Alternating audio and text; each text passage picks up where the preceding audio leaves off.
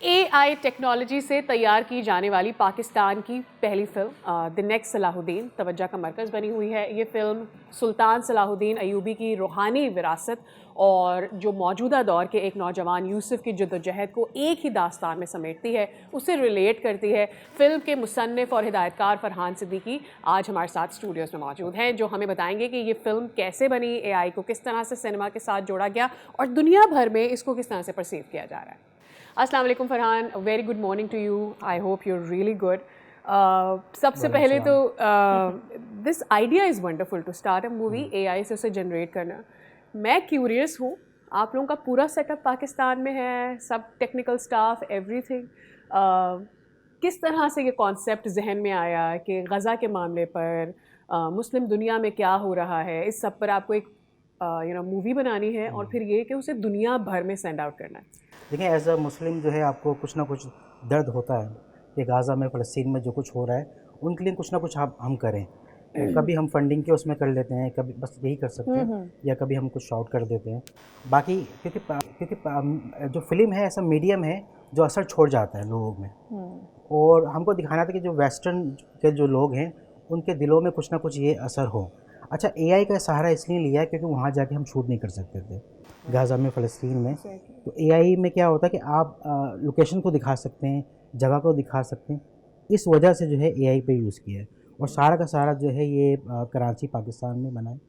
Voice recording, each and everything पूरी की पूरी एआई में है।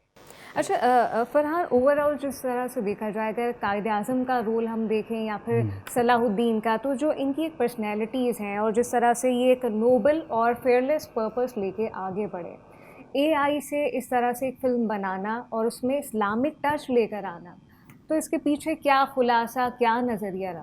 देखिए, एआई जो है अभी बेबी एक नई चीज़ है, तो बनाने में बड़ी चैलेंजेस आए कि किस तरीके से, क्योंकि इमोशंस का बड़ा खेल होता है फिल्म के अंदर। तो हमको बार बार जैसे रीटेक्स करते हैं हम लोग शूट पे, इस तरह बार बार आप प्रॉम्प्टिंग कर रहे होते हैं कि इस तरह से झुके, इस तरह से उसके आंसू निकलें। तो वो बड़ा चीज़ होती है जो कि आपको फिल्म में नज़र भी आएगी कि इसमें हमने इमोशंस डालें। इमोशन के बगैर जो है काम नहीं होता। अच्छा, सलाहुद्दीन को इसलिए लिया क्योंकि जेरूसलम की जहाँ भी बात आती है तो वहाँ पे सलाहुद्दीन या हज़रत उमर का नाम आता है। तो जिस तरीके से उन लोगों ने आज़ाद करवाया था बिना जंग किए हुए, उसी तरीके से ये मूवी भी लेके जा रही होती है कि उसको पीसफुली एज अ गाइडेंस जो है हमने उसको आज़ाद कराया। लेकिन मूवी में बड़ा आपको ड्रामा भी मिलेगा, कॉमेडी भी मिलेगी, और ये फिल्म आपको आखिर में सोचने में मजबूर कर देगी। मेरा यही सवाल है, आमतौर पर मैं और आप, हम सब आगे, हमारे आगे पीछे जितने भी इंसान होते हैं, हम ये सोचते हैं कि एआई से हम कैसे कनेक्ट कर पाएंगे। क्या उसके पास वो इमोशन है, क्या उसके पास वो वार्मथ है जो एक इंसान के पास होती है। सो वो कितना ज़रूरी था इस मूवी के अंदर कि एक आम इंसान, यानी एक इंसान जब इस एआई क्रिएटेड मूवी को देखे तो वो उससे कनेक्ट कर पाए। बिकॉज ये जो इस वक्त मुस्लिम दुनिया में क्या हो रहा है, गज़ा में क्या हो रहा है, इस सब से हम इमोशनली कनेक्टेड हैं, लेकिन ये कि हम इससे किस हद तक देखते हुए कनेक्ट कर पाएंगे, इसको कैसे आप लोगों ने किया? देखो, लास्ट मंथ हमने प्रीमियर किया था इसका नेटफ्लिक्स सिनेमा पे। एक स्क्रीन हमने बुक करवाई थी, इतनी डिमांड आई कि दूसरी भी करानी पड़ी, और एंड द एंड मीडिया वाले इतने लोग आ गए थे, हमको तीसरी भी करवानी पड़ेगी। तो तकरीबन 1600-1800 लोगों ने देखा था, और जो भी निकला था उसके में एक जहाद का जज्बा पैदा हो गया था। और स्पेशली ये बच्चों के लिए हैं, जो जितनी भी टीन एजर्स हैं, 5 से 20 साल के लोग, क्योंकि नेक्स्ट सलाहुद्दीन का मतलब ही ये कि हमको यूथ को टारगेट करना है, क्योंकि हम तो नहीं बन सकते अभी इस एज में, लेकिन जो यूथ है जो वीलॉग्स में लगी हुई है, गेम्स में लगी हुई है, वो इस तरफ आएँ कि आप भी करेज जो है ले सकते हैं, आप भी सलाहुद्दीन बन सकते हैं। अच्छा, ज़रूरी नहीं है। हाँ जी, बिल्कुल, ये भी इम्पोर्टेंट है। साथ साथ फरहान, जो मूवी की फॉर्मेशन है ऑब्वियसली, और फिर एआई बेस्ड होना, इसमें आपको कितना वक्त लगा? और अभी जैसे कि आपने फरमाया कि बेस्ड है या फोकस्ड है ये बच्चों के लिए, तो एक सलाहुद्दीन, नया सलाहुद्दीन बनने में यूथ को क्या पैगाम जा रहा है?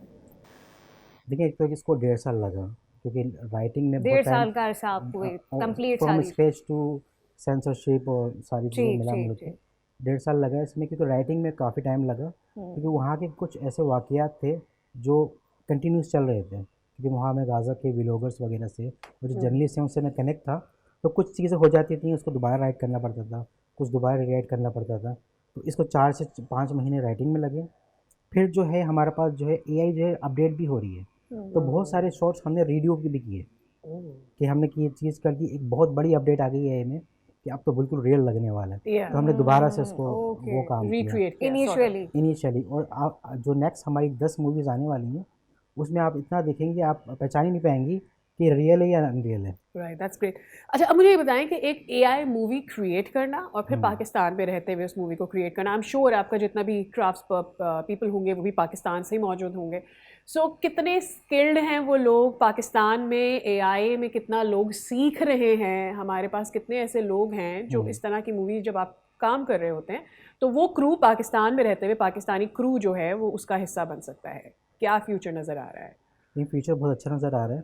अच्छा, दूसरा ये कि 2 चीज़ें हैं पाकिस्तान में, एक तो बहुत बुरा काम करने वाले बहुत ज़्यादा हो गए और वो अच्छा। इतना कर चुके हैं कि उनको आदत हो गई है अच्छा। कि हमको यही करना है, जितने भी हमारे वो हैं।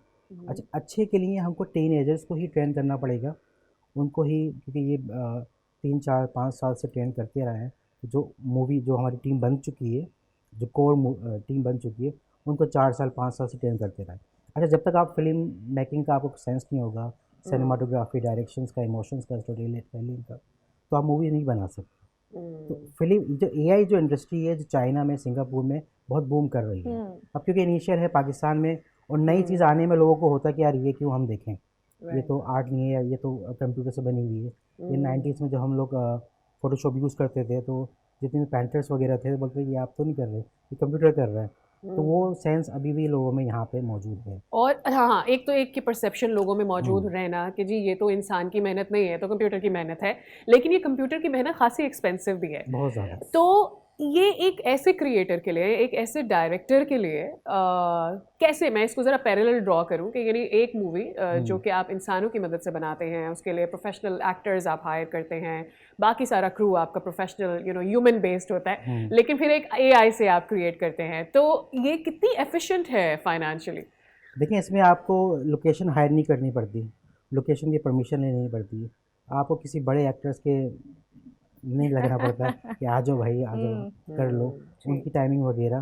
तो एक्टर्स हो गए, क्रू हो गया, कैमरामैन्स हो गए, ये जितने भी हो गए तो वो बिल्कुल साइड में हो जाते हैं।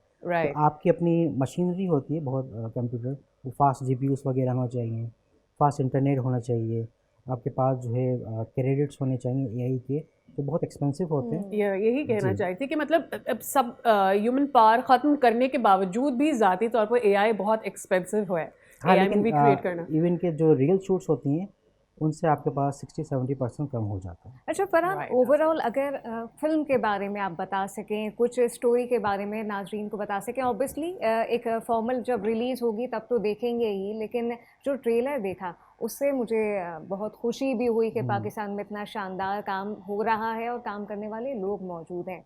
लेकिन इसको किस तरह से आप लेके चले, क्या स्टोरी है, और वो एक जो बच्चा दिखाया गया है जो ग़ज़ा में मीडिया को एज मीडियम यूज़ करके अपनी आवाज़ आगे पहुंचा रहा है। देखिए, इनका इन्फ्लुएंस तो हमें सलाहुद्दीन से लिया है, क्योंकि वो नई जनरेशन को ट्रैक करने के लिए, और क्योंकि गाज़ा में जो भी सिचुएशन हो रही थी, बहुत सारी स्टोरीज़ हैं हर जगह की। तो यूसुफ एक बच्चा है, वो किस तरीके से अपनी फैमिली को खोता है लेकिन हार नहीं मानता, वो ट्रेन करता है अपने आप को, ब्रेन री, ये सारी चीज़ें करके फिर वो आखिर में अपने आप को मीडिया का सहारा लेता है। तो मीडिया से वो फिर वो वायरल हो जाता है, लोग उसको सुनते हैं, पूरी मुस्लिम कंट्रीज़ वो सब जगह इकट्ठा होती हैं, जमा होती हैं और वो जेरूसलम को फतह करती हैं। राइट, अब ये बताइएगा कि आप ऑफ द रेकर्ड तो आपने हमें बताया कि ये बांग्लादेश में मूवी लगने लग रही है और दीगर कंट्रीज़ में भी, बट फॉर व्यूअर्स ये मूवी कहाँ कहाँ रिलीज़ कर रहे हैं? जहाँ ऑलरेडी रिलीज़ किया है वहाँ पर किस तरह का अपनी ज़बानों में भी मलेशिया में ऑलरेडी रिलीज़ हो चुकी है लास्ट मंथ, जो बहुत अच्छा रिस्पॉन्स आया। 8 महीने पहले उन लोगों ने ट्रेलर देख के ही हमसे परचेज़ कर ली थी। वाह। तो वो सारा उन्होंने चीज़ की है, पूरे पाकिस्तान में लग रही है ये, कराची, लाहौर, इस्लामाबाद, सियालकोट, न्यूप्लेक्स सिनीपैक्स में, रायला में, तो जितने भी वो सिनेमाज हैं सब में लग रही है।